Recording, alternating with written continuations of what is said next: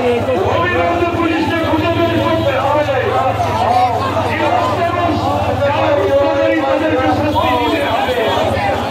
পুলিশকে যোগ্য ভূমিকা পালন করতে হবে। সমস্ত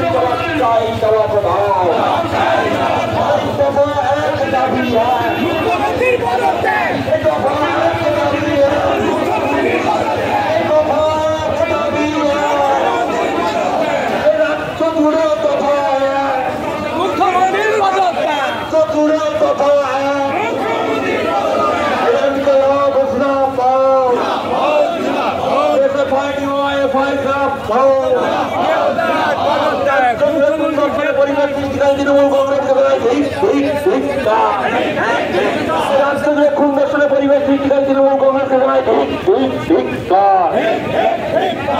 লাভ হোসেনা পাও